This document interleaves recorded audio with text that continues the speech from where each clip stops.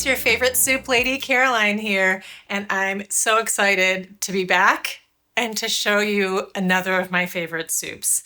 Um, this season, I'm wanting to show off some of the ones that I didn't do last year, so it's going to be a mix of old and new.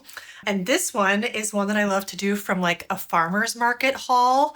You'll see what I mean. So it comes together with some carrots that you'll find with the tops. You'll actually use the tops in this soup, and you can get these like nice, awesome, summery, like fall tomatoes, and even ones that are a little bit banged up get seconds. That'll be a nice way to save some money. And ask the farmers. Sometimes they have them like underneath the display, but they're usually a little bit cheaper. And so all you're going to do with these beautiful tomatoes is you're actually going to blend them up with the garlic clove and make your own kind of tomato puree for the soup. And then otherwise, it uses the carrot roots and some celery to make a nice trifecta with our onion. And then we have some wax beans in this soup, or green beans. You can use all green beans if you can't find wax beans. Just a little bit of thyme, a fresh bay leaf, and some brown rice lasagna sheets that you just snap and break apart into 2-inch pieces. We have some summer squash. I used patty pan today. And also we have some great northern beans that I've soaked overnight. You can also use cannellini beans if that's your thing, but let's get started. So to get started, it's super simple.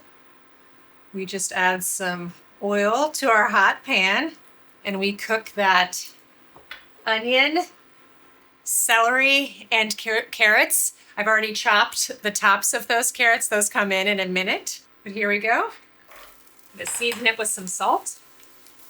And we just cook those until they're nice and tender. All right, so it's looking good. We've got it nice and sizzling. The onion is nice and tender. And so now we're really just gonna add the rest of our ingredients and give it its nice long simmer. So we can start by adding this heirloom tomato, blitzed up, blended heirloom tomatoes with the clove of garlic and some salt and a little bit of water. And that gives a nice like fresh tomato taste, flavor. And I'm going to add those carrot tops. Now, if you like don't have carrots with tops, obviously parsley works just as well, but it's fun to give a use to those carrots and save tops and save them from the compost bin. And I have my wax and green beans. Of course, you could just use all green beans, but I love the color and the flavor of the wax beans. And then we have our soaked Great Northerns. Again, you could use cannellini beans if that's what you have.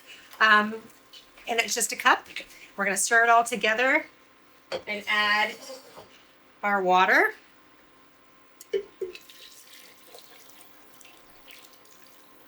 And in go our bay leaf and our thyme. And so we're just going to add a little bit of salt. So now that we have everything added, we've got all of our veggies and our herbs and that nice tomato puree. I'm just going to cover this and bring it to a boil.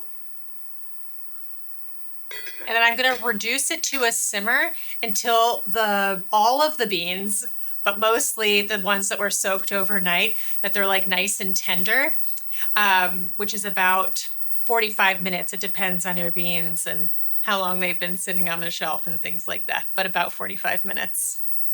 So here we go. This is a nice quick simmer, but all of the veggies are tender. The beans have split. So now what I'm going to do to this very, very hot soup, I'm going to add all of my summer squash. So that's the patty pan and the zucchini. And I'm also going to add my broken lasagna noodles.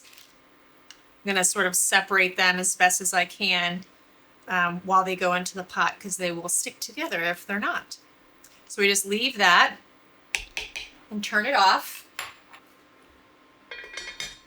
and let that stand for about 10 minutes. And in this period of time, I'll show you how to make the recipe after we get through with the soup. But this would be a good time to make the homemade pesto. It's very, very simple to make. Just basil, some pumpkin seeds, some nutritional yeast, and optional is garlic, but really those are the most important ingredients, and a little bit of water to get it all going in your food processor. And we'll just end up putting that on top of the soup. All right, let's take a look.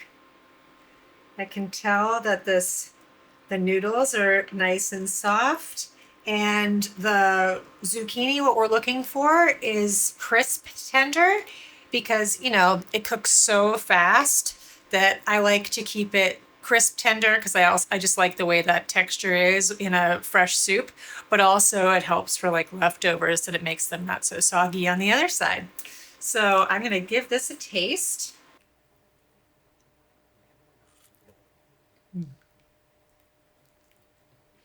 That's delicious. Well, you'll notice that I'm not finishing this with my signature move of adding an acid at the end, because we're going to finish it with this vegan pesto, which has lemon juice in it. I'm going to show you how to make that in just a second. But first, I'm going to make up a bowl. Such a classic soup. It made my way. I'm so glad you joined me here for this. So here we go. I'll just put a little bit of this on there. Just a little spoonful.